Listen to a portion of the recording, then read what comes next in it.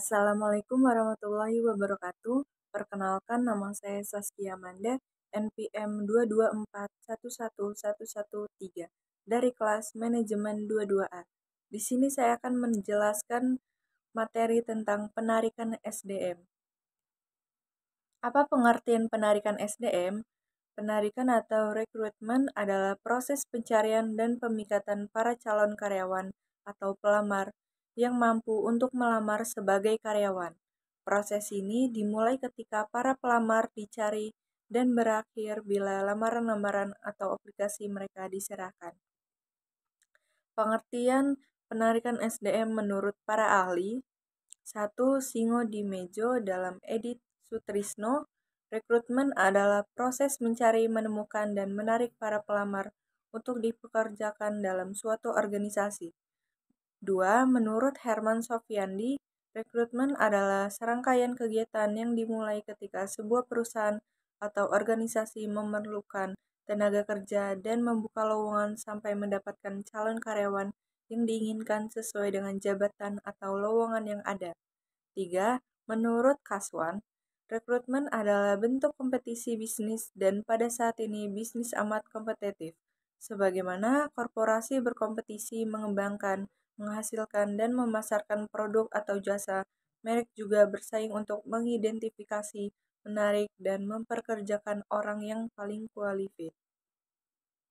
Selanjutnya, tujuan penarikan SDM. Agar sesuai dengan program dan strategi perusahaan untuk menentukan kebutuhan tenaga kerja dalam jangka pendek dan panjang, untuk mendukung kebijaksanaan perusahaan dalam mengelola sumber daya manusia yang beragam, membantu dalam meningkatkan keberhasilan proses pemilihan tenaga kerja dengan mengurangi calon karyawan yang jelas tidak memenuhi syarat menjadi karyawan, mengurangi kemungkinan keluarnya karyawan yang baru bekerja sebagai upaya dalam mengkoordinasikan penarikan dengan program pemilihan dan pengembangan tenaga kerja, melakukan evaluasi efektif tidaknya berbagai teknik yang dilakukan dalam penarikan tenaga kerja, memenuhi kegiatan perusahaan untuk mendukung program pemerintah dalam hal mengurangi tingkat pengangguran. Selanjutnya, alasan-alasan penarikan SDM. Berdirinya organisasi baru, adanya perluasan atau ekspansi kegiatan organisasi, terciptanya pekerjaan-pekerjaan dan kegiatan-kegiatan baru, adanya pekerjaan yang pindah ke organisasi lain, adanya pekerja yang berhenti baik dengan hormat maupun tidak dengan hormat sebagai tindakan hukuman, adanya pekerja yang berhenti karena memasuki usia pensiun, dan adanya pekerja yang meninggal dunia. Selanjutnya, kendala-kendala penarikan SDM. 1. Kebijaksanaan organisasional. Berbagai kebijaksanaan organisasional merupakan sumber batasan potensial. Kebijaksanaan ini berusaha untuk mencapai keseragaman manfaat hubungan masyarakat, ekonomis, dan sasaran-sasaran lain yang tidak berhubungan dengan penarikan. Di antara kebijaksanaan organisasional penting yang dapat mempengaruhi penarikan adalah 1. Kebijaksanaan promosi, 2. Kebijaksanaan kompensasi, 3. Kebijaksanaan status karyawan, 4. Kebijaksanaan penerimaan tenaga lokal. 2. Rencana-rencana sumber daya manusia. Rencana sumber daya manusia merupakan salah satu faktor yang harus dipertimbangkan dalam proses penarikan, dengan merinci persediaan keterampilan, rencana pelatihan dan pengembangan serta promosi dan transfer, rencana personalia menguraikan pekerjaan, pekerjaan mana yang harus dipenuhi melalui penarikan, serta mana yang akan diisi secara internal. Rencana ini membantu proses penarikan karena meringkas kebutuhan-kebutuhan penarikan di waktu yang akan datang. 3. Kondisi pasar tenaga kerja.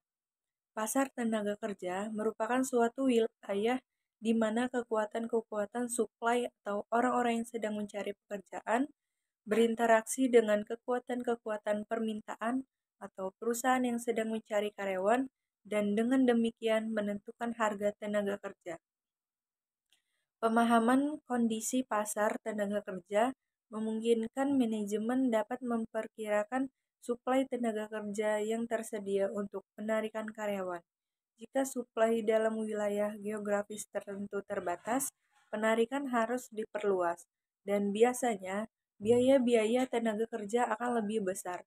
Sebaliknya, jika suplai karyawan yang berkualitas relatif tinggi dalam pasar tenaga kerja lokal, maka harga tenaga kerja akan cenderung menjadi rendah. 4. Kondisi lingkungan eksternal. Kondisi di luar perusahaan sangat memengaruhi penarikan.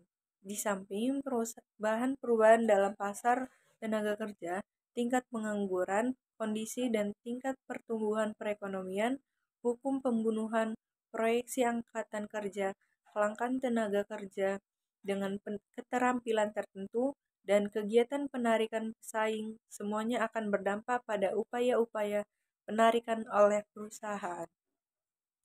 Meskipun faktor-faktor tersebut telah dipertimbangkan dalam perencanaan sumber daya manusia, lingkungan ekonomi dapat berubah secara cepat sesudah rencana disetujui. Seperti halnya kondisi perekonomian, penjualan, serta perubahan perilaku pesaing juga sering memaksa perusahaan untuk menyelesaikan upaya penarikannya. Persaingan yang semakin ketat untuk memperebutkan tenaga-tenaga berkualitas memerlukan program penarikan yang lebih agresif. 4. Persyaratan jabatan. 5. Persyaratan jabatan. Persyaratan suatu jabatan adalah salah satu kendala penarikan. Contohnya, untuk menarik tenaga-tenaga terampil akan lebih sulit daripada menarik tenaga-tenaga tidak terampil. Departemen Personilnya perlu mempelajari permintaan-permintaan jabatan dari informasi analisis jabatan dan komentar para manajer. Pengetahuan akan persyaratan-persyaratan jabatan memungkinkan bagian personilnya untuk memilih cara terbaik dalam program penarikan dengan batasan-batasan yang ada. 5. Kebiasaan pelaksana penarikan. Keberhasilan pelaksana penarikan di masa lalu akan membentuk kebiasaan-kebiasaan. Hal ini bisa menghilangkan keputusan yang memakan waktu, tetapi juga dapat meneruskan kesalahan-kesalahan atau menghindarkan alternatif yang lebih efektif. Dengan demikian, para pelaksana penarikan memerlukan umpan balik positif dan negatif agar mereka tidak hanya menggantungkan diri pada kebiasaan yang telah terbentuk.